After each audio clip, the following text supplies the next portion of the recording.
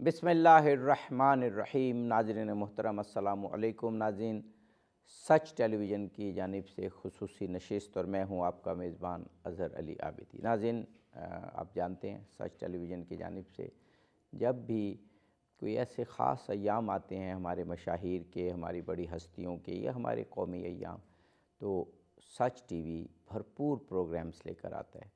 और जब आइमा अहले बैत अलैहिमुस्सलाम का ज़िक्र हो, उनकी विलादत, शहादत या उनके अहम अय्याम हो, तो सच टीवी की कोशिश होती है कि ऐसे अहबाब को, ऐसी शख्सियात को दावत दी जाए जो सीरत ख़त्मी मरतबत पर, सीरत आइमा ताहिरीन पर, तारीख़ इस्लाम पर, मारिफ़ दीनी पर गहरी नज़र रखती हों। आज आलम इस्लाम की एक बहुत अहम हस्ती पर गुफ्तगू होने जा रही है। ये खानवादा रसूल के एक बहुत अहम फ़र्ज़ंद, तारीख़ फ़र्ज़ंद रसूल के नाम से याद रखती है और सातवें लाले विलायत हैं, सातवें इमाम हैं हज़रत इमाम मूसा काज़िम अलैहिस्सलाम। उनके यौम शहादत के हवाले से प्रोग्राम आपकी सीरत, जो बिल्कुल एक रोशन चमकता हुआ सितारा है आलम इस्लाम के लिए, उस पर गुफ्तगू होगी। किस तरीके से आलम इस्लाम के मसाइल का हल उसी वक्त निकल सकता है जब ख़त्म मरतबत और फिर आइमा इस्ने अशर की सीरत को समझें, मारिफत हासिल करें और उस पर अमल करें। उसके अलावा कोई चारा नहीं है। इसी पर गुफ्तगू होगी। हमारे साथ जनाब मौलाना आरिफ हुसैन वाहिदी साहब मौजूद हैं। हमारे मुल्क के नामवर ख़तीब, नामवर आलिम दीन हैं। सच टीवी पर आप अमूमन तशरीफ़ लाते हैं, हम बहुत शुक्रगुज़ार हैं। जब भी आप कहते हैं, आप इनको और भी चैनल्स पर देखते हैं, मारिफ़ दीनी को बहुत ही सादा लेकिन इफ़ेक्टिव अंदाज़ में इस्तेमाल बयान करते हैं। हमारे साथ जनाब मौलाना मीर इश्तियाक अहमद साहब हैं, बहुत सुलझी हुई शख्सियत हैं, मारिफ़ दीनी पर अबूर है और बहुत ही खुलूस से आप जब सीरत आइमा हो तो बहुत खुलूस, बहुत ज़ौक़ व शौक़ से आप हमें मालूमात फ़राहम करते हैं, सीरत से आगाह करते हैं। जनाब मौलाना आरिफ हुसैन वाहिदी साहब क़िबला, मैंने अभी अर्ज़ किया कि वो जैसे इकबाल ने भी बड़ा मशहूर कहा था ना कि रहमतें हैं तेरी अग़यार के काशानों पर, बर्क़ गिरती है तो बेचारे मुसलमानों पर। फिर जवाब शिकवा में इकबाल ने जवाब भी दिया था और यही था कि जब हम सीरत ख़त्म मरतबत को नहीं अपनाएंगे, और जो सीरत आइमा ताहिरीन है वो तो रसूलुल्लाह ख़ुद फरमा गए कि मेरी सीरत है, और कुरान और मेरे अहले बैत की सीरत को अगर पकड़े रखोगे तो गुमराह नहीं होगे। तो जैसे मैंने अर्ज़ किया, मेरा सवाल भी यही है कि आइमा ताहिरीन की सीरत से दूर रहेंगे तो यही कसमा पुरसी, परेशान हाली और मसाइब व आलाम रहेंगे आलम इस्लाम के लिए। बिस्मिल्लाहिर्रहमानिर्रहीम। आपने सही फरमाया। मैं ये अर्ज़ करूँ कि सच टीवी की खुसूसियत है कि ऐसे अय्याम को बड़े अच्छे अंदाज में लोगों के सामने रखते हैं। मसाइल और विलादत का प्रोग्राम हो, शहादत का हो, या बाकी कोई तारीख़ इस्लाम में कोई अहम वाक़या हो।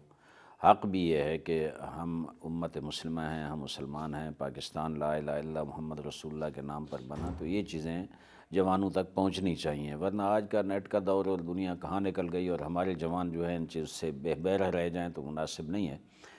हज़रत इमाम मूसा काज़िम अलैहिस्सलाम अहले बैत अतहार के खानवादा से वो अज़ीम हस्ती हैं जिन्होंने ज़िंदगी में इस्लाम के प्रचार को अपनी ज़ुबान मुबारक के साथ और अपने किरदार के साथ, अपनी सीरत तैयबा के साथ मुश्किलात से गुज़र कर हक़ का पैगाम दुनिया तक पहुँचाया, जो मैं समझता हूँ आज भी गूंज रहा है। और इन अइम्मा अतहार की जो वो सुनहरी ज़िंदगी है, सुनहरी लम्हात हैं उनकी ज़िंदगी के, वो नाकाबिल फ़रामोश हैं अगर उनको इंसान तज्ज़िया करे, तहलील करे और गहराई में जाए। इमाम अलैहिस्सलाम की जो विलादत है वो 128 हिजरी में हुई, 7 सफ़र को 128 हिजरी को, और जो शहादत है वो 183 में आज यानी 25 रजबुल मुरज्जब को हुई। और इमाम अलैहिस्सलाम की ज़िंदगी सऊबतों से, मुश्किलात से, ज़िंदानों से, कैद खानों में, ज़ालिम तरीन लोगों के हाथों ज़िंदान में रह कर उन्होंने गुजारा, और लेकिन हक़ का जो पैगाम है वो बरमला पहुँचाते रहे। वो जो बनी अब्बास का जबर तशद्दुद था, वो जो जुल्म था, नाइंसाफ़ी थी, वो जो तबक़ाती निज़ाम था, اس کے مقابلے میں امام علیہ الصلوۃ والسلام ہر وقت بولتے رہے، ہر وقت لوگوں کا جہاں موقع ملا امام علیہ السلام کو امام آگاہ فرماتے رہے۔ اور اس میں جو حکمران آئے امامت کے دوران، جو منصور دوانکی تھا، اس کے بعد ہادی، مہدی عباسی، اور اس کے بعد ہارون الرشید، یہ ایام امام علیہ السلام نے گزارے، اور ان میں مختلف اوقات میں انہی ایشوز پر زندان میں گئے، انتہائی مشکل وقت گزارا۔ لیکن امام علیہ الصلوۃ والسلام نے جو آباء و اجداد سے جو پیغام ملا تھا، جو قرآن و سنت کے مطابق پیغام ملا تھا، وہ انہوں نے بھرپور انداز میں پہنچایا۔ اور اسی کو روکنے کے لیے ظاہر ہے جو جابر حکومتیں ہوتی ہیں وہ ہمیشہ کوشش کرتی ہیں کہ کوئی حق کی آواز اٹھے تو اسے روکنے کی کوشش کی جائے، لیکن امام علیہ الصلوۃ والسلام جو خانوادہ اہل بیت سے، اولاد پیغمبر گرامی اسلام سے، ان کے القاب ایک تو قادم ہے، ہر قسم کی جو غصہ تھا اور جو توہین ہوتی ہے اس کو بڑے حوصلے سے کنٹرول کرتے، پیغام پہنچانے میں کوئی اور کمپرومائز پھر نہیں ایک کیا۔ ان کے لقب ہے باب الحوائج بھی ہے، اور اب تک لوگ جو وہاں جاتے ہیں تو امام موسیٰ کاظم علیہ الصلوۃ والسلام کا وہ جو مزار ہے وہ بھی باب الحوائج ہے۔ بے شک بے شک، اس پہ تو بھی ہم مزید بات کریں گے۔ کچھ آپ کے دور کی بات ہو جائے جناب مولانا میر اشتیاق احمد صاحب، آپ کی کم سنی میں بنی امیہ کے اقتدار کا خاتمہ ہوا اور بنی عباس نے اقتدار سنبھالا۔ کہنے کو تو یہ دو مختلف خاندان تھے، لیکن ان کا طرز عمل اہل بیت علیہم السلام کے حوالے سے وہی تھا، کیونکہ ظاہر ہے رسول اللہ فرما گئے تھے کہ میرے اہل بیت کی جانب دیکھو اور ان کا خیال رکھو اور ان سے ہی ہدایت حاصل کرو، اور پھر ظاہر ہے حق حکومت بھی انہی کا تھا۔ لیکن کیونکہ یہ دونوں نے غصب کیا تھا تو ائمہ اہل بیت کی جانب ان کا خاص خیال رہا، ان پر ظلم و جبر، اور سب سے بڑا ان کو قید کر کے یا ایسے حالات پیدا کر کے عوام سے ان کا رابطہ جیسے بنی امیہ نے توڑا، اسی طرح بنی عباس نے بھی کوشش کی۔ بسم اللہ الرحمن الرحیم۔ شکریہ عابدی صاحب۔ گزارش یہ ہے کہ جو آپ نے بنو عباس اور بنو امیہ کی حکومتوں کی کارروائیوں کا ذکر کیا، طاقت کے ذریعے سے اس عظمت کو اور فضیلت کو دبانے کی کوشش کی گئی، جو ممکن نہیں تھا۔ ایک حد تک تو آپ نتائج لے لیتے ہیں۔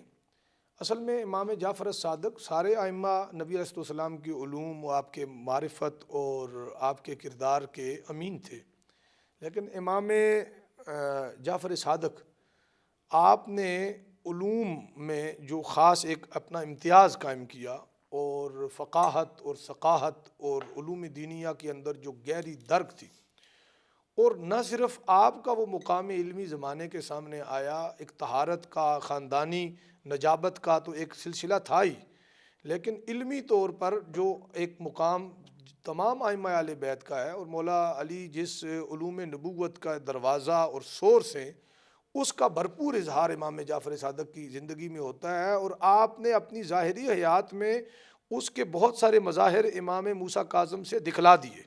بالکل صحیح۔ اب حکمرانوں کا اور اس عظمت کو چھپانے کی کوشش کرنے والوں کا جو خدشہ اور خوف تھا وہ بجا تھا، کہ جو بچہ اپنے 4-5 سال 7-8 سال کی عمر میں اتنا بڑا عالم فاضل ہے کہ امام اعظم ابو حنیفہ جیسا بندہ انگشت بدنداں رہ جاتا ہے، اگر ان کے دروازے پہ کسی کام سے امام جعفر صادق کے پاس تحصیل کے لیے آتے ہیں اور امام موسیٰ کاظم سے ملاقات ہو جاتی ہے تو وہ ایسے چلتے چلتے کوئی 1-2 باتیں پوچھ لیتے ہیں جو ایسا عالمانہ جواب دیتے ہیں 5-6 سال کی عمر میں۔ تو یہ ایک الارم تھا، ایک گھنٹی تھی خطرے کی ان حکومت اور سلطنت اور ریاست کے اوپر قابض لوگوں کے لیے۔ صحیح۔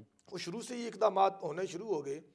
اب یعنی اس دور میں بھی آپ دیکھیں کہ امام موسیٰ کاظم سمیت تمام ائمہ کے لیے، لیکن بطور خاص ہم ذکر کر رہے ہیں امام موسیٰ کاظم کا، تو آپ کے گرد گھیرا تنگ ہونا تو منصب امامت پر متمکن ہونے سے پہلے ہی گھیرا تنگ ہونا، چونکہ انہیں ہر آنے والے دن سے خطرہ تھا اپنی حکومت اور اپنی اس جھوٹی شہنشاہیت کو، ان کی شہنشاہیت کے لیے خطرہ تھا۔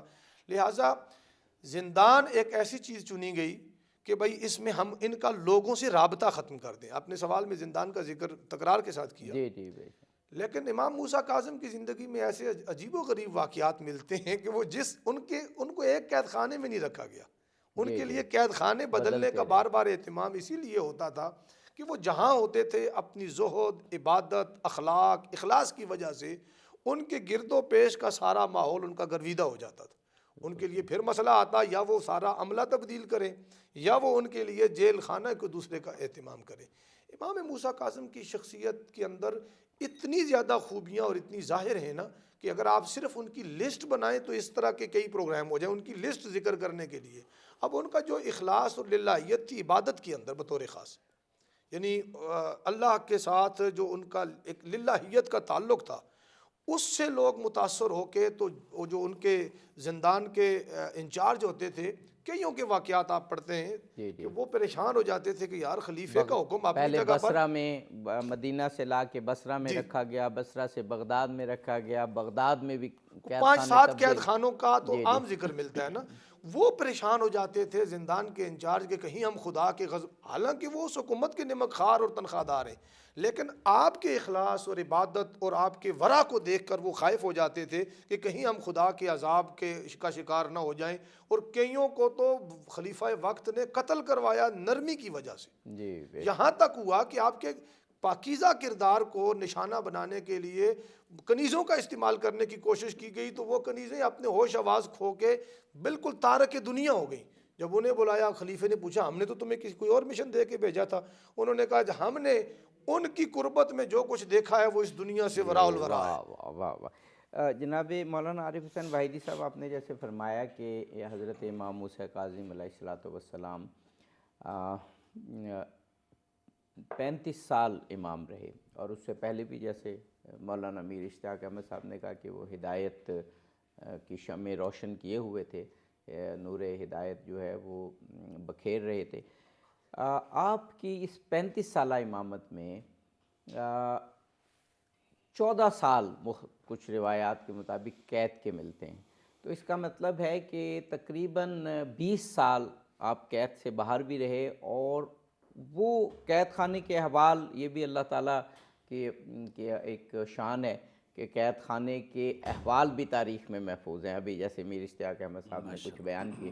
لیکن جب آپ مدینہ میں تھے اور آپ آزاد تھے تو اس وقت جس طرح لوگوں کی ہدایت کرتے تھے اور جس طرح لوگ مدینے میں آ کے اور آپ سے فیض یاب ہوتے تھے، اس کا احوال ضرور سنائیے گا ہمیں. میں عرض کروں کہ ظاہر ہے جس وقت بنی امیہ منقرض ہوئے اور ان کا دور ختم ہوا، بنی عباس کا دور شروع ہوا، تو ایک موقع امام جعفر صادق علیہ السلام کو ملا. کچھ امام محمد باقر علیہ السلام وہ کمزور ہو گئے تھے بنی امیہ، پھر امام جعفر صادق علیہ السلام کو بھرپور موقع ملا اور ان نے بڑے شاگرد تربیت کیے. وہی کچھ سلسلہ امام علیہ السلام کے ابتدائی ایام میں ان کو ملا اور انہوں نے شاگرد تربیت کیے. دیکھیں اگر ہشام ابن حکم جیسے لوگ، علی ابن یقطین جیسے لوگ، اور صفوان جمال غالباً ہیں، بڑے ظاہراً شتربان تھے لیکن بہت بڑے عارف انسان تھے جو امام کے شاگرد تھے. یہ لوگ اور نام ہیں کچھ جناب ان کے شاگردوں کے، ان نے اچھے شاگرد تربیت کیے اور شاگرد ایسے تربیت کیے جہاں گئے، جہاں سیٹ ہوئے، وہاں ایک بڑا کردار ادا کیا. مجھے اس کے علاوہ گفتگو ہوگی انشاءاللہ، ٹائم ہوگا تو امام کی عبادت کے حوالے سے، امام کی سخاوت کے حوالے سے، یعنی یہ امامت سے پہلے کی باتیں ہیں کہ جس وقت امام علیہ السلام کی عبادت کے بارے میں تاریخ میں اتنا ملتا ہے کہ امام علیہ السلام گریہ فرماتے تھے اور جہاں بیٹھے ہوتے تھے وہاں نیچے زمین یا جو مصلی ہوتا تھا وہ آپ کے آنسو سے تر ہو جاتا تھا، اور کھڑے ہوتے تھے تو وہ آنسو ریش مبارک سے گرتے رہتے تھے. اس حد تک اللہ کی عبادت کے عاشق تھے. اور بعض تواریخ نے جیسے شیخ مفید علیہ رحمہ نے لکھا ہے کہ عابد ترین انسان امام موسیٰ کاظم علیہ السلام اپنے دور میں تھے. اس کے علاوہ جو ان کی خصوصاً ایک چیز ملتی ہے امامت سے پہلے بھی اور امامت کے بعد میں بھی، میں نے عرض کیا کہ علمی حوالے سے بڑے بڑے مناظرے ہیں ان کے توحید کے مسائل پہ. وہ جو دہریے تھے ان کے ساتھ آ کر مناظرے کرتے. ہارون الرشید کے ان کے ساتھ مناظرے ہیں بڑے. خود ہارون الرشید ظاہر ایک صاحب مطالعہ آدمی تھا اور مطالعے سے شغف رکھتا تھا. وہ بھی بعض مسائل پہ جیسے اہل بیت اطہار کی فضیلت، بنی ہاشم کی فضیلت. مولانا صاحب یہ ضرور ذکر کرنا چاہیے کہ اس وقت آج کی طرح کوئی میڈیا، ٹیلی ویژن، ریڈیو اور یہ نہیں ہوتے تھے، تو جو علم پھیلتا تھا اس میں ایک بہت اہم ذریعہ ڈیبیٹس بھی تھیں. ڈیبیٹ جب ہم مناظرے کا لفظ سنتے ہیں تو ہمارے ذہن میں فوراً ایک منفی تاثر آتا ہے. تو یہ ڈیبیٹس ہوتی تھیں. تو عالم اسلام میں بہت فکری انحرافات آ رہے تھے. ان انحرافات کو دور کرنے کے لیے ڈیبیٹس ہوتی تھیں. اور ائمہ تحرین امام جعفر صادق ہوں، امام موسیٰ کاظم علیہ السلام ہوں، امام علی رضا علیہ السلام ہوں، ان ڈیبیٹس کے ذریعے عالم اسلام کے فکری سرمائے کو اور روش کو ان ائمہ نے بچایا. ورنہ جو غلط عقائد تھے وہ اسلام میں در آتے، اور یہ جو ایک عقائد کا ایک مضبوط سلسلہ اسلام کے تمام مکاتب میں موجود ہے وہ ختم ہو جاتا. یعنی یہ جو انحرافات تھے عقائد کے، توحید کے مسئلے میں خود انحرافات تھے بہت زیادہ. اور اس وقت یہ میں جو مناظرہ لفظ استعمال کیا وہی ڈیبیٹ مراد ہے، بحث مباحثہ مراد ہے. اس وقت حکمران اپنے دربار میں یہ ڈیبیٹس کراتے تھے، یہ مباحثے اور یہ مناظرے اپنے دربار میں ہوتے. پورے معاشرے میں کئی دفعہ کئی واقعات ایسے ہیں کہ دہلیے تھے جو توحید کے منکر تھے اور لوگوں میں معاشرے میں غلط نظریات کو فروغ دے رہے تھے، تو وہ بلاتے تھے بڑے بڑے علماء کو، اور امام موسیٰ کاظم علیہ السلام بھی اس میں ہوتے تھے، اور ان کی وہ گفتگو سب پسند کرتے تھے. ایک دفعہ یہ ہوا کہ یہ بھی ایک گفتگو تھی دربار میں جو بھرپور علماء سب موجود تھے. تو امام ابو حنیفہ رحمۃ اللہ علیہ بھی موجود تھے. میں امام ابو حنیفہ کی بہت قدر کرتا ہوں، محب اہل بیت تھے، اور اہل بیت سے کسب فیض کیا امام ابو حنیفہ نے، خدا رحمت کرے. وہ تھے تو انہوں نے، اچھا یہ چھوٹے تھے، امام جعفر صادق علیہ السلام اس وقت زندہ تھے. تو یہ جب پہنچے تو امام جعفر صادق علیہ السلام کے ساتھ چھوٹے سے امام موسیٰ کاظم علیہ السلام بھی ساتھ تھے. تو وہ چاہتے تھے کہ امام جعفر صادق علیہ السلام سے کوئی سوال کرے، تو امام نے اشارہ کیا اپنے بیٹے کی طرف، امام موسیٰ کاظم کی طرف. تو انہوں نے فرمایا کہ یہ بتائیں کہ یہ جو برائیاں ہوتی ہیں یہ خدا کی طرف سے ہوتی ہیں یا بندے کی طرف سے ہوتی ہیں؟ دیکھیں چھوٹی عمر میں کتنا خوبصورت علمی جواب دیا. کہا کہ 3 صورتیں ہیں. اگر یہ گناہ جو انسان کرتا ہے اگر یہ خدا کی طرف سے ہو تو پھر بندے پہ کوئی جرم نہیں ہے، اللہ اس گناہ پہ بندے کو عذاب نہیں کر سکتا، ایک عقلی بات ہے. دوسرا، اگر مشترکہ ہو کہ خدا کی طرف سے اور بندے کی طرف سے مشترکہ یہ گناہ ہے، آگے خدا بھی اس میں کما کر رہا ہے اور بندہ بھی، تو پھر بھی اللہ تعالیٰ آپ بندے کو سزا نہیں دے سکتا.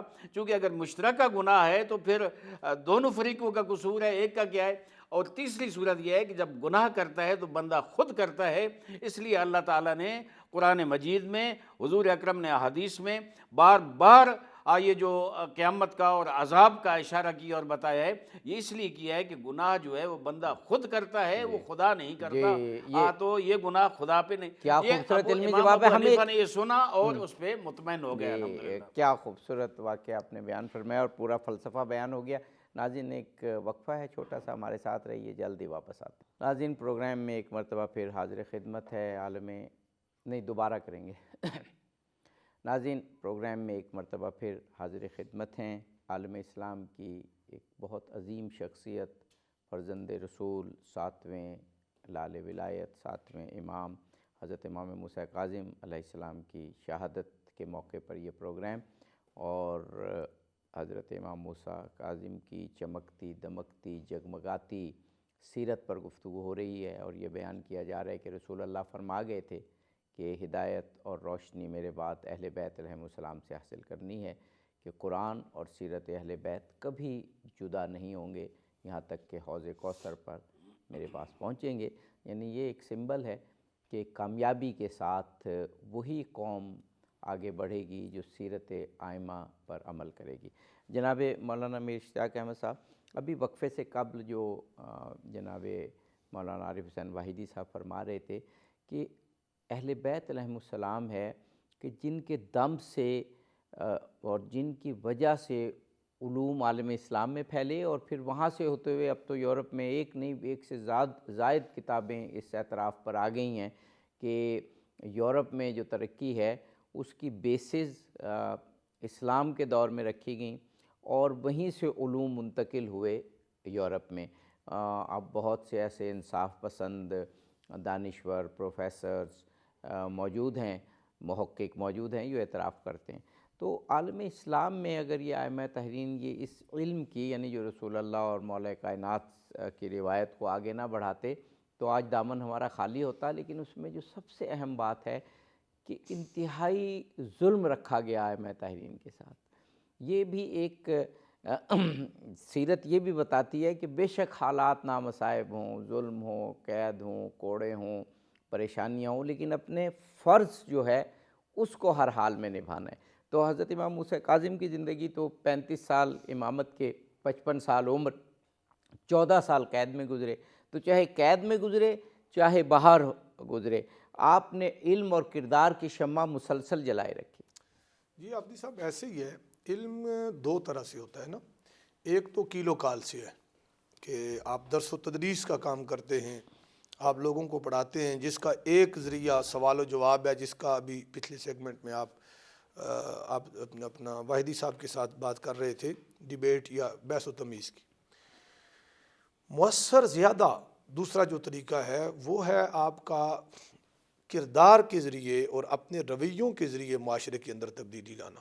صحیح۔ دیکھیں ایک طرف قرآن اتر رہا تھا، قرآن کا محض اترنا اگر ہم اس کو سمجھیں کہ جی وہ علم کے لیے اور لوگوں کی تعلیم اور تربیت کے لیے کافی تھا، تو پھر پیغمبر اکرم صلی اللہ تعالیٰ علیہ وآلہ وسلم کی سیرت کو اسوہ اور نمونہ نہ بنایا جاتا۔ اس کے لیے جو ایک یعنی دو لوگ متاثر ہوتے تھے نا وہ حضور کے کردار سے، قرآنی آیات کا اعجاز اور برکت بھی اپنی جگہ پر۔ امام موسیٰ کاظم اپنی شخصیت کے اندر رسول پاک صلی اللہ تعالیٰ علیہ وآلہ وسلم کی سیرت مطہرہ کی ایک عملی تصویر تھے۔ یہ کوئی خوش عقیدگی یا محض عقیدت کی بنیاد پر نہیں کہا جا رہا، تاریخ کے اوراق اس سے بھرے پڑے ہیں اور غیر جانبدار اور ہر طرح کے لوگوں نے اس کے اوپر لکھا ہے، بلکہ جو مثلاً آپ کے مختلف جو القابات مشہور ہیں تو وہ تقریباً متفقہ ہیں، وہ ایسے نہیں کہ کوئی کسی ایک خاص اسکول آف تھاٹ کی طرف سے انہیں دیے گئے یا ان کے لیے ایک عقیدت کا۔ تو ایک تو یہ تھا نا کہ جو نبی علیہ السلام کے علوم انہی لوگوں کے ذریعے سے آگے چلنے تھے، اور حضور کی حدیث اور وہ کہ ایسے رجال میری اولاد میں ہوں گے جو اس دین کو آگے لے کے چلتے رہیں گے، اس طرح کے جو اشارات حدیث کے اندر ہیں۔ ایک تو وہ منصب آپ نے نبھایا جی، اور مدینہ طیبہ کے اندر جو آخری مرتبہ بھی بہانہ بنا کر آپ کو قید کیا گیا وہ یہ تھا کہ آپ لوگوں کو حکومت کے خلاف اکساتے ہیں یا افراتفری پیدا کرنے کی کوشش کرتے ہیں۔ اب اگر کسی چیز کو چھپایا جا رہا ہے اور وہ حق ہے اور وہ حق کو اہل حق ظاہر کرتے ہیں، تو اگر وہ کسی حکمران کے خلاف جا رہا ہے اور اس کو وہ سمجھ رہا ہے کہ حکومت کے خلاف سازش ہے تو یہ تو اس کی مرضی ہے، لیکن احقاق حق کرنا اور حق کو ظاہر کرنا یہ اہل حق اور الحق مع علی و علی مع الحق کا مصداق ہے۔ وہ تو علی اور علی کے گھر کے ساتھ حق نے رہنا تھا اور انہوں نے حق کا ساتھ دینا تھا۔ حدیث ثقلین کا آپ نے ذکر کیا، ان کا تو ذمہ ہی یہی تھا کہ کسی قسم کی بھی منفعت سے بالا تر ہو کر ہمیشہ نبی علیہ السلام کی تعلیمات اور الوحی تعلیمات کو عام کرنا۔ مدینہ طیبہ کے اندر اگر آپ علیہ السلام کسی حکومت مخالف محض ایک جد و جہد میں ملوث ہوتے نا تو تاریخ میں ذکر ملتا کہ آپ نے فلاں فلاں دستے تشکیل دیے۔ بالکل ہاں، آپ اپنی مسند تدریس اور تعلیم پر بیٹھ کر، میں ابھی آپ نے واحدی صاحب نے بھی ذکر کیا امام اعظم ابو حنیفہ کو، مجھے پھر پلٹ کر ان کی بات کرنی، میں جو ان کا خوشہ چین ہوں، بہت ادنا سا، میرے بڑے بھی ان کے خوشہ چین ہیں۔ وہ کہتے ہیں لولا سنتان لہلک النعمان، یہ علم کا ایسا سرچشمہ ہے امام موسیٰ کاظم کا گھرانہ اور آپ کے والد گرامی اور آپ کے اجداد، کہ امام اعظم ابو حنیفہ تمام علوم اور معارف حاصل کرنے کے بعد کہتے ہیں اگر یہ 2 سالہ ان کی خوشہ چینی نہ کی ہوتی تو میں ہلاک ہو جاتا۔ اتصال بالحدیث اور بالقرآن، ان علوم کا جو آپ نے ذکر کیا کہ ان سلاطین کے زمانے میں جب منطق اور فلسفہ اور ان چیزوں نے اسلامی علوم میں جگہ بنائی تو ایک عجیب افراتفری کا زمانہ تھا، ایک عجیب بے راہ روی کا دور تھا۔ یہ جو فکری آوارگی، جس کو ہم آزادی نہیں کہتے، فکری آوارگی چل پڑی تھی، اور یہاں تک لوگوں نے لکھا کہ منطق کے بغیر قرآن سمجھا ہی نہیں جا سکتا۔ اس کا مطلب جب تک فلسفہ ہم میں یا منطق نہیں آئی تھی تو قرآن لوگ نہیں سمجھتے تھے۔ جب اس طرح کی باتیں ہونے لگ گئیں اور انہیں لازمی علوم اس وقت میں یقیناً انہوں نے کھڑا ہونا تھا جن کے لیے ایک فرمایا تھا کہ یہ لن یتفرقا، یہ قرآن اور آل ایک دوسرے سے جدا نہیں ہوں گے، ہمیشہ اکٹھے رہیں گے، اور جو ان سے تمسک رکھے گا وہ کبھی گمراہ نہیں ہوگا۔ اب گمراہی کی ضد اور اس کے راستے کا جو ایک رکاوٹ تھی وہ یہ اہل بیت، جتنی چیزیں بھی خواہ وہ علمی صورت میں آ رہی تھی، الہادی صورت میں آ رہی تھی، سازش کے طور پہ آ رہی تھی، آپ کی حکمرانی اور سلطنت کو طول دینے کے لیے سیاسی جو گٹھ جوڑ تھے، ان تمام یعنی ہمجیتی حملے تھے اسلامی تعلیمات پر، آج نہیں ہیں۔ ہم آج اپنے زمانے کے حساب سے فیل کرتے ہیں نا، یہ اس زمانے سے نبی علیہ السلام کے وصال کے بعد یعنی خلافت راشدہ کے زمانے میں بھی افراتفری جاری رہی۔ آپ کو پتہ ہے مسلمہ کذاب تو بالکل آپ کے زمانے قریب میں آ گیا تھا، تو اس وقت سے اسلام کے خلاف سازشیں مختلف صورتوں میں جاری تھی۔ امام موسیٰ کاظم نے مسند تدریس سنبھال کر حق کو واضح کرنے کی کوشش کی، اللہ کے احکام اور نبی علیہ السلام کی سنت اور آپ کی جو دی ہوئی وراثت تھی نا، اس کو بیان کیا۔ اب اگر وہ کسی کے لیے خطرہ بن رہی تھی تو اسے سازش کا نام ہی وہ دے گا، اس نے اپنے خلاف سازش سمجھا۔ آج بھی آپ دیکھ لیں غیر جانبداریت کے ساتھ دنیا میں مختلف ملکوں کی، صرف پاکستان کی نہیں مثال آپ لیں، تو جب بھی حکمرانوں کو کوئی بات اپنے خلاف لگتی ہے، بھلے وہ اپنی اصل کے اعتبار سے صحیح کیوں نہ ہو، وہ اسے سازش کا ہی نام دیتے ہیں۔ تو سازش کا نام دے کے آپ کو گرفتار کر لیا گیا اور زندہ، اور جرت دیکھیں، مطلب میں حیران ہوں کہ اس طریقے سے آپ کو گرفتار کیا جاتا ہے کہ مسجد نبوی پہ میں جا کر رسول پاک صلی اللہ علیہ وسلم کے روضے پہ معذرت بھی پیش کرتا ہے، یا رسول اللہ آپ مجھے معاف کیجئے گا، میں اس کو گرفتار کر رہا ہوں چونکہ یہ فتنہ یعنی پھیلا رہا ہے۔ آپ کے فرزند کو گرفتار کر رہا ہوں۔ جرت دیکھیں۔ پھر اس کے بعد آپ کو بڑی رازداری کے ساتھ لے جایا جاتا ہے، چونکہ پتہ ہے کہ ان کی جو تعلیم و تربیت یا ان کے جو پڑھائے ہوئے اور سمجھائے ہوئے لوگ ہیں، ان کی کثرت معاشرے کے اندر موجود ہے۔ تو امام نے جی مسلح جد و جہد یا جتھے تیار کرنے کے بجائے لوگوں کی فکری اور نظریاتی تربیت جاری رکھی، وہ مسند میں بھی جاری رکھی۔ مزے کی بات یہ ہے کہ کھیت کھلیان میں اگر محنت کر رہے ہیں، وہاں جو ساتھ مزدور کام کر رہے ہیں، ان کی بھی وہ تعلیم اور تربیت جاری رکھی۔ کوئی غیر مسلم سائل آیا، عورت و مرد آئے، کسی طبقے کا کوئی بندہ آیا، اس کی اچھا اتنی حق گوئی کہ اپنے ان پیروکاروں میں سے اگر کوئی بندہ کبھی کوئی حق کے معیار سے نیچے کی بات کرتا ہے تو فوراً ٹوک دیتے ہیں۔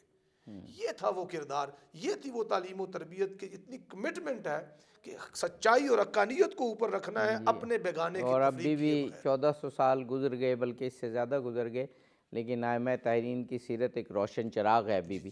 مولانا عارف حسین وحیدی صاحب، ایک آسپیکٹ تمام ائمہ طاہرین کا، اور اس میں امام موسیٰ کاظم علیہ السلام بھی شامل ہیں، کہ اس دور میں ظاہر ہے ہم ذکر کر چکے کہ یہ کمیونیکیشن کے ذرائع اور میڈیا تو تھا نہیں، باتیں کافی دیر تک پھیلتی تھی دور دراز کے علاقوں میں۔ تمام ائمہ طاہرین کا یہ رہا کہ ان کو قید کر کے بڑی بڑی دور لایا گیا۔ امام موسیٰ کاظم علیہ السلام کو بھی 2 مرتبہ قید کیا گیا، اور مدینہ سے بصرہ اور بصرہ سے بغداد، پھر واپس مدینہ، پھر واپس مدینہ سے بغداد۔ یہ جتنے بھی درمیان میں رستے آئے اور جتنے بھی منازل آئیں، وہاں پر ائمہ طاہرین کا اتصال کسی نہ طریقے سے عوام سے ہوا، یا کم از کم خبر شہر بشہر پھیل گئی۔ تو ان جو سفر تھے قید کے دوران، انہوں نے بھی ائمہ طاہرین کی تعلیمات کو آگے پھیلانے میں بڑا کردار ادا کیا۔ یعنی وہ تو یہ سمجھتے تھے نا کہ ہم قید کر رہے ہیں، لیکن وہ بات اس کے الٹ ہو جاتی تھی، اور آپ کے علوم جو ہے وہ شہر بشہر پھیلتے تھے۔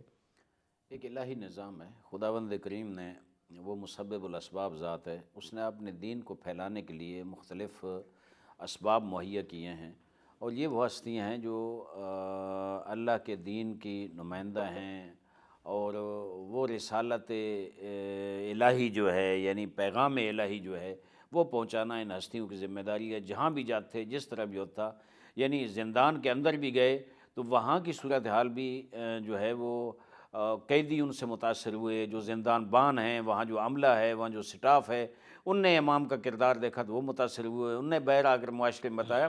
یعنی یہ حق کی وہ شمع ہے جو بجھ نہیں سکتی، وہ جہاں جاتی ہے وہ نور پھیلاتی رہتی ہے۔ میں یہاں معاشرے کے جوانوں کو متوجہ کروں گا کہ امام علیہ السلام آج جو دور ہے نا انٹرنیٹ کا، اور آج جو فحاشی اوریانی اور یہ گانے بجانے اور میوزک اور یہ ساری چیزیں ہیں، میں ہمیشہ جوانوں کو کہتا ہوں کہ آپ ائمہ کی زندگی کا مطالعہ کیا کریں، ان کی عملی زندگی، ان کے فرامین ان کو دیکھا کریں۔ امام کی عادت تھی کہ جب تک مدینہ میں تھے وہ رات کی تاریکی میں اپنے ائمہ اطہار، اپنے جو اجداد طیبہ ہیں، ان کے طریقہ کار پہ چلتے ہوئے رات کی تاریکی میں کھانا اٹھا کر جاتے تھے، ڈھونڈتے تھے غریبوں کو، مسکینوں کو، کوئی یتیم ہو جس کے گھر میں کھانا نہیں ہے اور وہاں پہنچاتے تھے، بہت مشکلات میں رہ کر یہ عمل انجام دیتے رہے۔ اور رات عام طور پہ شہر میں چکر لگاتے تھے کہ کہیں کوئی فتنہ فساد فحاشی عریانی نہ ہو رہی ہو۔ ایک دفعہ کا واقعہ ہے کہ جا رہے ہیں، ایک گلی سے گزر رہے ہیں اور ایک گھر سے گانے بجانے کی آواز آ رہی، بہت توجہ دلا رہا ہوں جوانوں کو جو امام موسیٰ کاظم علیہ السلام اولاد پیغمبر کے عاشق ہیں، اب وہ متوجہ ہوں۔ امام گلی سے گزرے، ایک گھر سے گانے بجانے کی آواز آ رہی ہے، تو امام وہاں گلی میں رک گئے تھوڑی دیر کے لیے کہ یہ کیا ہو رہا ہے۔ تو ایک کنیز آتی ہے اندر سے اور آ کر وہ کوئی کچرا وغیرہ باہر پھینکنے کے لیے آتی ہے، تو امام علیہ السلام کھڑے ہیں، تو امام پوچھتے ہیں اس سے، وہ پوچھتی ہے کہ آپ کیوں کھڑے ہیں، کون ہیں، جانتی نہیں تھی۔ امام نے فرمایا کہ یہ کس کا گھر ہے جس سے یہ گانے بجانے کی آواز آ رہی ہے؟ تو اس نے کہا کہ ایک آزاد آدمی ہے، اس کا گھر ہے ایک وہ۔ تو امام نے فرمایا ہاں آزاد ہے، تب اس کے گھر سے یہ آوازیں آ رہی ہیں۔ بہت خوبصورت جملہ تھا، یعنی کس خوبصورت انداز میں امام نے پیغام پہنچایا۔ وہ خاتون جو اندر گئی تو وہ جو گھر کا مالک تھا اس نے پوچھا کہ آپ باہر دیر کیوں ہو گئی؟ کہا اس طرح کوئی آدمی کھڑا تھا اور اس نے یہ جملے کہے، تو مجھے بڑا تعجب ہوا کہ یہ کون ہے جو اتنا بڑا جملہ کہہ رہا ہے آپ کے بارے میں، جو آپ اتنے امیر ہیں، اتنے لینڈ لاٹ ہیں، اتنے بڑے اور پروگرام کرا رہے ہیں۔ وہ سمجھ گیا، اس نے کہا یہ تو میرے مولا امام موسیٰ کاظم علیہ السلام۔ وہ ننگے پاؤں بھاگا۔ اچھا وہ بھاگا، ننگے پاؤں تھا، تو امام کے پاس پہنچا تو رویا چیخے مار کر، امام قدموں پر گر پڑا اور کہا مولا مجھ سے غلطی ہو گئی، میں رات کی تاریکی میں میں سمجھا تھا کہ آپ کو پتہ نہیں چلے گا، میں نے یہ پروگرام کیا، آج کے بعد میں آپ سے وعدہ کرتا ہوں، توبہ کرتا ہوں، میں اس کا وہ جو سزا ہے وہ بھگتنے کے لیے تیار ہوں، اور میں آپ سے وعدہ کرتا ہوں کہ میں یہ توبہ کر رہا ہوں ننگے پاؤں آ کر، گھر سے آیا ننگے پاؤں، آپ پاس توبہ کیا، اور میں آئندہ یہ کام نہیں کروں گا۔ امام نے اس کے سر پہ ہاتھ رکھا، اسے دعا دی۔ حافی جو کہتے ہیں، حافی ہے ننگے پاؤں، اس کے بعد وہ ساری زندگی ننگے پاؤں رہا، اپنی طہارت ٹھیک رکھی۔ ننگے پاؤں سے مراد یہ نہیں ہے کہ ہر گندگی میں انسان پاؤں لگائے، لیکن یہ ہے کہ اپنی طہارت ٹھیک رکھی لیکن ننگے پاؤں رہا اور آخر تک، اور اس کا وہ ایسے بڑا انسان بنا اس توبہ کے بعد۔ امام کے ان جملوں کا اتنا اثر ہوا کہ وہ اولیاء اللہ سے شمار ہوتا ہے، ان کی دعائیں لوگ ان سے کراتے وہ منظور ہوتی ہیں، ان کی کرامات ہیں ان کی زندگی میں، ان کی باقاعدہ ایک ہسٹری ہے اور زندگی ہے۔ یہ ایک واقعہ جو باہر ایک زندان کے اندر ان نے بھی اشارہ کیا قبلہ علامہ صاحب نے، وہ زندان کے اندر امام کو بہت تکالیف ہوئیں، اور زندان میں امام کے پاس کئی دفعہ ان کے پیروکاروں کے وفود ملنے کے لیے جاتے۔ آخری جو ایام تھے سندھی ابن شاہق کے جو زندان میں تھے امام، تو وہاں ایک وفد جاتا ہے اور امام کے ساتھ گفتگو کرتا ہے۔ امام نے ان کو بتایا کہ مجھے زہر مل چکی ہے، یہ زہر ایسی ہے جو چند دن بعد اثر کرے گی، ظاہراً میں اب ٹھیک ٹھاک لگ رہا ہوں لیکن چند دن بعد آپ کو میری شہادت کی خبر ملے گی۔ تو اس میں انہوں نے پوچھا کہ مولا اتنا عرصہ آپ زندان میں رہے، کیا زندان میں آپ کو کوئی تکلیف ہوئی؟ آپ بہت بڑا سوال تھا۔ پھر میں جوانوں کو متوجہ کروں گا کہ سنیں امام موسیٰ کاظم علیہ السلام جن کی بہت سی زندگی قید خانوں میں گزری ہے اس حق کے لیے، حق کے راستے کے لیے، کوئی ایسا واقعہ جس میں آپ کو بہت زیادہ تکلیف ہوئی ہو۔ امام علیہ السلام نے فرمایا مجھ پہ تشدد ہوا، مجھے تاریک کوٹڑیوں میں رکھا گیا، مجھے نماز کے وقت کا پتہ نہیں چلتا، مجھے سورج کے طلوع اور غروب کا پتہ نہیں یا ہوتا ہے۔ صاحب یہ زندان کا یہ واقعہ اور آپ کا زندان میں رہنا اور پھر زندان میں رہتے ہوئے ایک ایسا کردار پیش کرنا کہ آج بھی ہم اس کا ذکر کر رہے ہیں، اس سے روشنی، توانائی، ہدایت، نور حاصل کر رہے ہیں۔ وقفے کے بعد اس کو آپ جاری رکھیے گا۔ ناظرین چھوٹا سا وقفہ ہے، بہت عظیم ہستی پر گفتگو جاری ہے، ایک ایسی ہستی کہ اگر اس کے کردار کو ہم سمجھیں تو ہر طرف روشنی ہی روشنی ہو جائے، ہدایت ہی ہدایت ہو جائے، ترقی ہی ترقی ہو جائے۔ ہمارے ساتھ رہیے، جلدی واپس آتے ہیں۔ آج ان پروگرام میں ایک مرتبہ پھر حاضر خدمت ہیں، ساتویں امام حضرت امام موسیٰ کاظم علیہ السلام کی زندگی پر گفتگو ہے۔ آپ کی یوم شہادت کے موقع پر کس طرح آپ نے اس دور میں اسلام کا دفاع کیا، عقائد کا دفاع کیا، مسلم دنیا کو انحرافات سے بچایا، اور قید میں رہتے ہوئے، زندان میں رہتے ہوئے، حکومت کے جبر و تشدد میں رہتے ہوئے جب آپ بظاہر آزاد تھے، کس طرح مسلم امہ کی آپ نے فکری، نظریاتی اور علمی رہنمائی فرمائی، اس پر گفتگو ہو رہی ہے۔ جناب مولانا عارف حسین واحدی صاحب اور مولانا میر اشتیاق احمد صاحب ہمارے ساتھ موجود ہیں۔ جناب مولانا، وقفے سے قبل آپ زندان کے کچھ واقعات بیان فرما رہے تھے۔ تو وہ زندان میں جاتے ہیں کچھ لوگ، اور امام علیہ الصلوۃ والسلام سے پوچھتے ہیں کہ اتنا عرصہ آپ زندان کی مشکلات میں رہے، سب سے مشکل مرحلہ جب آپ کو بہت تکلیف ہوئی ہو وہ کیا تھا؟ امام نے فرمایا مجھ پہ تشدد بھی ہوا، تاریک کوٹڑیوں میں رکھا گیا، مجھے ہر قسم کی اذیت اور تکلیف دینے کی کوشش کی گئی، لیکن اس زندان کے ساتھ ایک گھر ہے جس گھر سے مسلسل میوزک بجنے کی آوازیں آتی ہیں، مجھے سب سے زیادہ تکلیف اس میوزک سے ہوتی تھی۔ انہوں نے نماز کے ٹائم کا پتہ تھا، نہ نماز تہجد کا، نہ کچھ بھی، ہر وقت ان کے گھر سے میوزک بجتی تھی۔ تو یہ میوزک جو ہے اس نے مجھے سب سے زیادہ روحانی تکلیف دی۔ میں کہتا ہوں ان جوانوں کو جو اہل بیت اطہار کو مانتے ہیں، جو حضور اکرم کو مانتے ہیں، ان کی اولاد کو مانتے ہیں، کہ ان کی اولاد کا ایک فرد، ساتواں امام، ان کا ساتواں جانشین، وہ یہ کہہ رہا ہے کہ مجھے سب سے زیادہ تکلیف زندان میں اس تشدد سے نہیں ہوئی، اس قید خانے سے نہیں ہوئی، مجھے اس میوزک سے ہوئی ہے۔ تو میں جوانوں کو یہ دعوت دوں گا کہ آئیں، کم از کم سوچیں، ہم جو آج کے معاشرے میں رہ رہے ہیں اور اس فحاشی اور اوریانی اور وہ انڈین فلمیں اور یورپی کلچر، اس میں ہم گھسے ہوئے، آئیں ائمہ کا کلچر، ائمہ کی ثقافت اپنائیں، ائمہ نے ہمیں کیا سکھایا ہے۔ اس کے علاوہ جیسے مولانا صاحب نے اشارہ فرمایا ہے، میر اشتیاق صاحب نے، آگے ایک عورت کو بھیجا جاتا ہے، بنا سنوار کر بھیجا جاتا ہے، ہر قسم کے حربے استعمال کیے کہ امام کو روحانی تکلیف دی جائے، امام کو اذیت کی جائے۔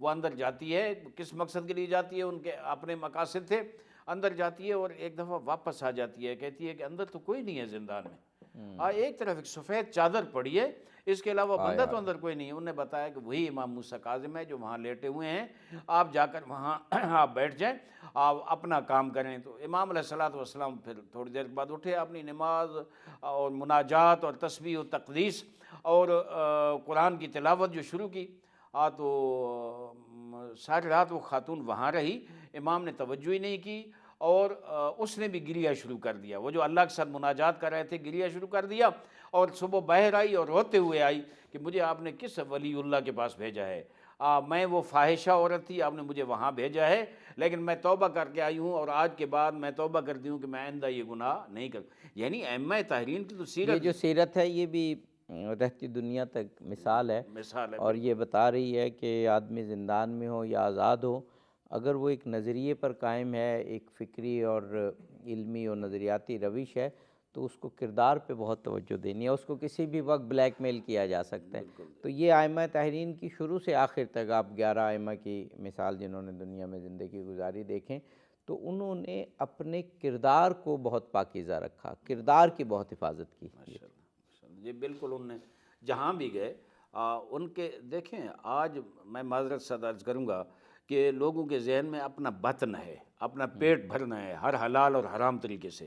جو امام نے پیغام دیا ہے، ائمہ طاہرین نے، اولیاء اللہ نے جو پیغام دیا ہے وہ یہ ہے کہ وہ ایک امیر آدمی جو بہت بڑے بڑے کھانے کھاتا ہے اور ہر قسم کی ڈشیں بنواتا ہے، کھاتا ہے، وہ بھی پیٹ میں جا کر آخر ختم ہو جائے گا، اور جو غریب خشک روٹی کھاتا ہے وہ بھی اسی طرح ہے۔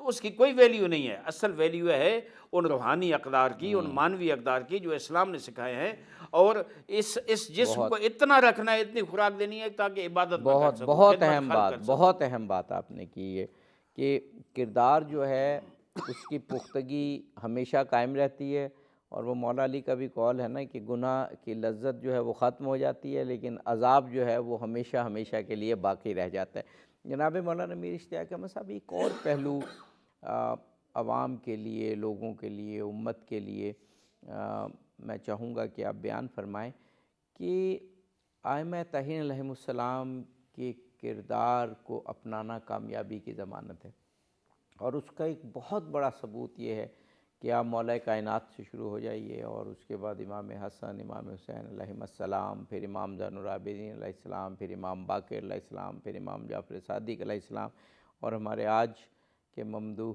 حضرت امام موسیٰ کاظم علیہ السلام۔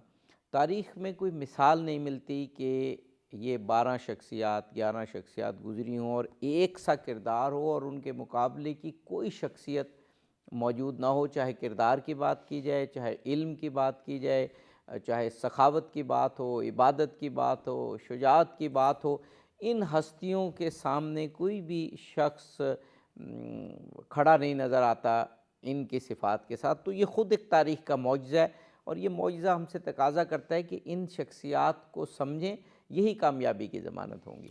دو چیزیں عابدی صاحب، ایک ہے شرف اور عزت وہبی، جو آل رسول کو دائمی طور پر حاصل ہے، وہ کسی اور کو حاصل نہیں، خون رسول ہونے کی وجہ سے اور ذریت رسول ہونے کی وجہ سے یہ صحابہ کرام بھی مانتے جانتے تھے کہ ان کا جو شرف ہے، جو خاندانی عزت ہے، وہ تو چلے ہو گیا نا جی، ایک وہبی چیز ہے۔ دوسرا، یہ صرف اسی پہ اکتفا نہیں کیا انہوں نے کہ ہم اتنے بڑے خاندان کے لوگ ہیں، ہمیں یہ منصب مل گیا ہے اور اللہ کی طرف سے ہمیں یہ فضیلت اور یہ ایک ہم افضل قرار پائے ہیں، نہیں، بلکہ ان جو کسبی چیزیں ہیں نا، جو انسان کے اپنے اختیار میں ہیں، جو انسان اپنی محنت سے کماتا ہے، اس میں بھی یہ وراء الورا تھے۔ مثلا امام موسیٰ کاظم کی ہم بات کر رہے ہیں، تو امام موسیٰ کاظم ایک مرتبہ کھیتی باڑی کرتے ہوئے پسینے سے شرابور ہیں، تو آپ کا ایک خادم آ کے عرض کرتا ہے، بڑا سبق ہے ہمارے معاشرے کے لیے اس میں، ہمارے ہاں تو مطلب کسی کے پاس 1 کلو علم آ جائے وہ اس میں نہیں سماتا، کسی کو کچھ 4 گریڈ کیا مل جائیں وہ اس میں نہیں سماتا، کسی کے پاس اقتدار اختیار آ جائے تو وہ انسانوں کو انسان نہیں سمجھتا۔ اتنا بڑا وقت کا امام ہے، لاکھوں لوگ اس کے جناب معتقد اور ان کے پیچھے چلنے والے پیروکار ہیں۔ کیا ہوا کہ زمام اقتدار کسی اور کے ہاتھ میں ہے، پھر تو ہم کہیں گے کہ ادھر یزید حکمران تھا تو امام حسین کو کمپیئر کریں گے ہم ان کے ساتھ، نہیں۔ یا نبی علیہ السلام ایک مدینہ کی ریاست بنا کے بیٹھے، باقی پوری دنیا پہ طاغوت چھایا ہوا ہے، تو ہم کیا ناپیں گے کہ کس کے پاس کتنا اقتدار ہے؟ نہیں، بزرگی اور ایک اس کا تعلق ایک الگ چیز کے ساتھ، کردار کی عظمت ہمیشہ قائم اور زندہ رہتی ہے۔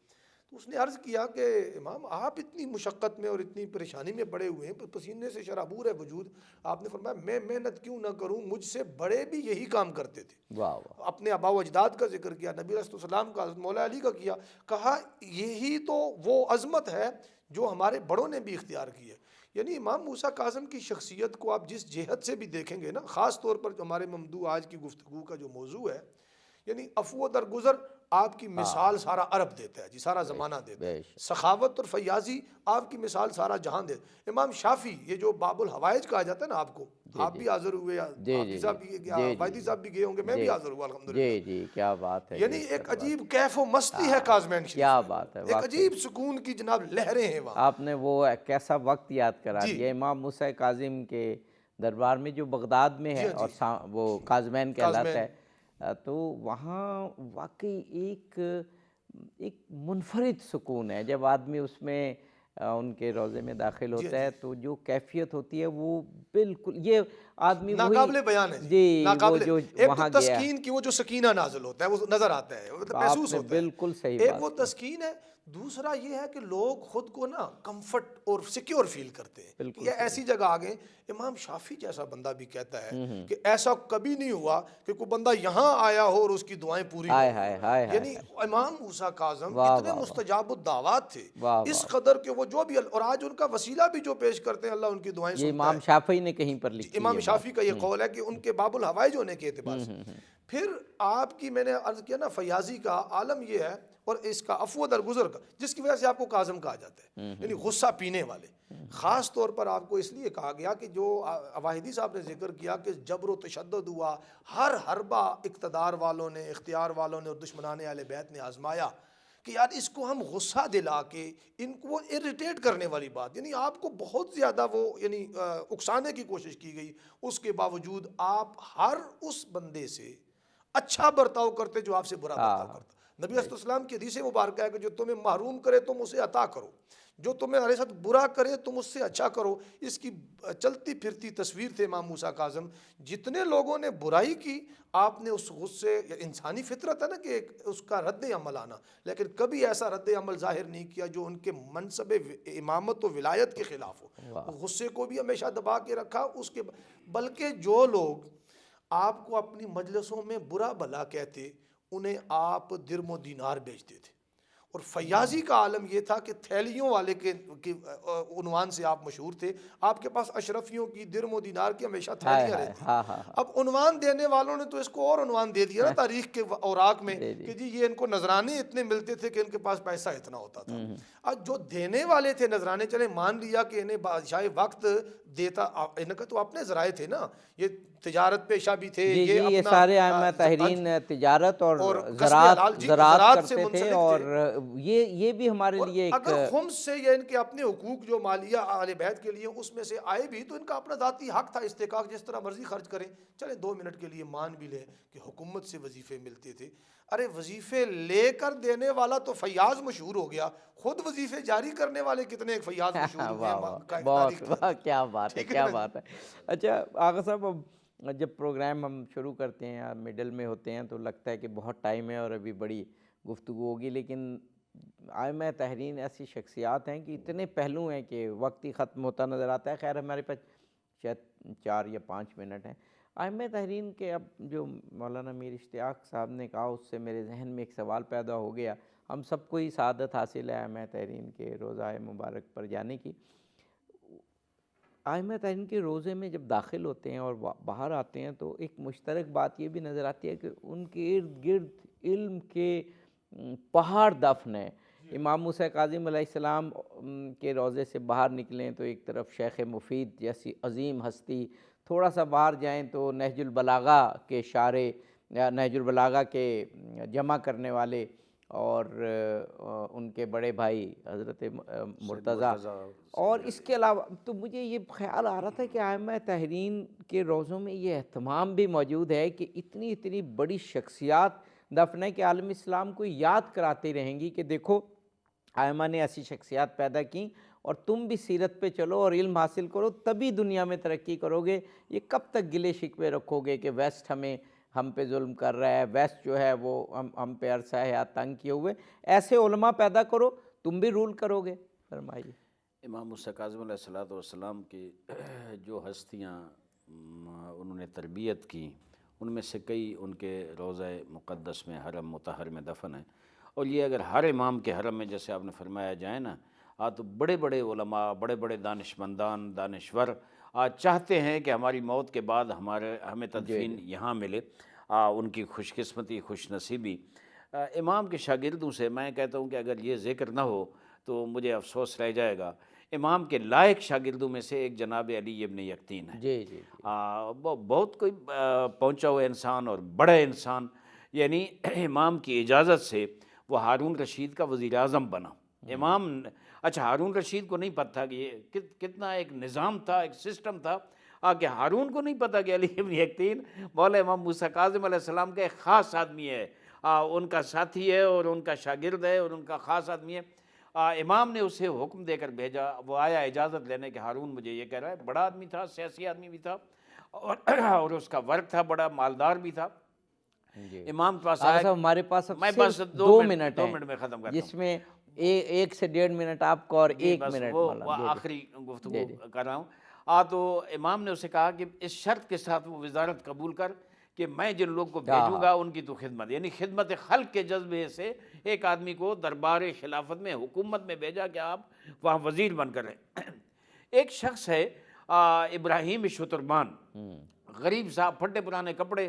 وہ کوفہ کے مضافات سے آتا ہے امام کے پاس. امام بھیجتے ہیں کہ جا وہاں اور علی بن یقطین، یہ وہاں چلا جاتا ہے. وہاں جو درمان کھڑے ہیں اس کو دیکھ کر کے پھٹے پرانے کپڑے، مٹی میں اٹا ہوا، پتہ نہیں کہاں سے چل گیا، پرانے جوتے. انہوں نے آگے اجازت نہیں دی. وہ واپس چلا گیا مایوس ہو کر. تو اب حج کے ایام آ گئے. تو وہ آیا امام کے پاس رات کی تاریکی میں کہ میں حج کرنے جا رہا ہوں، میرے لیے دعا فرمائیں. امام نے ملاقات سے انکار کر دیا. باہر جو آدمی کھڑا تھا انہوں نے کہا نہیں ملاقات نہیں ہو سکتی. حیران ہوا، میں مختصر کر رہا ہوں، حیران ہوا تو پتہ چلا کہ امام ناراض ہیں کہ ابراہیم شتربان آپ کے دروازے سے واپس چلا گیا. جب تک وہ راضی نہیں ہوگا میں بھی راضی نہیں ہوگا، نہ تیرا حج قبول ہوگا.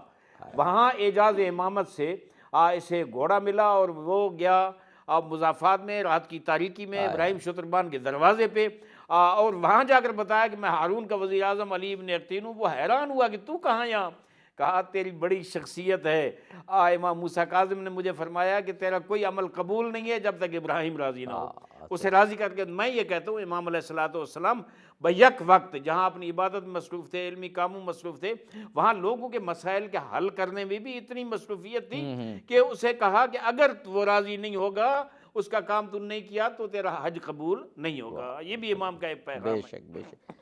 جناب مولانا میر اشتیاق احمد صاحب، حضرت امام موسیٰ کاظم علیہ السلام کی زندگی سے جو بنیادی پیغام ہمیں ملتا ہے ہمارے عوام تک، ہمارے ناظرین تک، وہ پہنچائیے تاکہ کاش کہ ہم یہ باتیں ہمارے دلوں میں اتریں اور ہم ان ائمہ کی سیرت کو اپنائیں، تو اس دنیا کو مسخر کرنا کوئی مسئلہ ہی نہیں ہے ہمارے لیے۔ جو آپ نے اپنے پچھلے سوال میں بات کی تھی کہ علم جو ہے وہ دنیا پہ حکمرانی کا بہترین ذریعہ ہے۔ اگر آپ چاہتے ہیں کہ عظمت رفتہ بحال ہو، ایک تو ہماری نسل نو کو، آپ کا علمی مقام، آپ عالم اہل بیت تھے، علم کی طرف ہمیں رجوع کرنا چاہیے۔ دوسرا، آج کی افراتفری اور انتہا پسندی کے اور اس گھٹن کے دور میں ہمیں امام موسیٰ کاظم کی اس لقب جو ہے نا، غصہ کو دبانے اور عفو درگزر والا، اس کو اپنا لیں۔ اور تیسری، اور اس کو اپنا لیں تو معاشرے کے اندر بہت ساری ناہمواریاں ختم ہو سکتی ہیں۔ اور اس کے ساتھ آخری بات میں یہ عرض کروں کہ ہمیں صرف عقیدتوں کا اظہار باقی رہ گیا ہے۔ ہم عملی طور پر کسی شخصیت کو اگر ہم ان کے نام سے اور ان کی نسبت سے محبت کرتے ہیں تو ناظرین اور ہمارے نوجوان نسل کو خاص طور پر ہم سب کو اس بات پہ سوچنا ہے کہ ہم اصل پیروکار یا عقیدت مند تب ہوں گے جب ہم ان کی خوبصورت سیرتوں کو اپنانے کی کوشش کریں۔ جناب مولانا عارف حسین واحدی صاحب، جناب مولانا میر اشتیاق احمد صاحب، بہت شکر گزار ہیں کہ آپ نے امام موسیٰ کاظم علیہ السلام کی سیرت پر بہت ہی مؤثر اور خوبصورت انداز سے روشنی ڈالی۔ ناظرین، ائمہ اثنی عشر یعنی 12 امام، یعنی رسول کے 12 وارث، ان کے علمی وارث، ان کے روحانی وارث، ہم ان پر بہت سے پروگرام پیش کرتے ہیں۔ دعا یہی کرتے ہیں کہ واقعاً خدا کرے کہ ہم ائمہ طاہرین کی سیرت کو سمجھ کر اس پر عمل کریں۔ پھر جو ہم آج یہ شکوہ کرتے ہیں کہ مسلمانوں پر ہر طرف سے مصائب اور مسائل کیوں ہیں، یہ شکوے کی ضرورت نہیں رہے گی۔ شکوے کے بجائے عمل کی ضرورت ہے۔ عمل سے پہلے ائمہ طاہرین اور جیسے آج کی ہماری شخصیت امام موسیٰ کاظم علیہ السلام کی سیرت کو سمجھنے کی ضرورت ہے، پھر عمل کرنے کی ضرورت ہے۔ رسول پاک نے گارنٹی دے دی ہے کہ میری اہل بیت اور قرآن جدا نہیں ہوں گے، اور ان سے تمسک رکھ کے، ان کو پکڑ کے ہم کامیابی ہی کامیابی حاصل کر سکتے ہیں، دنیا میں بھی اور آخرت میں بھی، کہ یہ رسول پاک کی گارنٹی ہے۔ اظہر علی عابدی کو اس پروگرام سے اجازت دیجیے۔ فی امان اللہ۔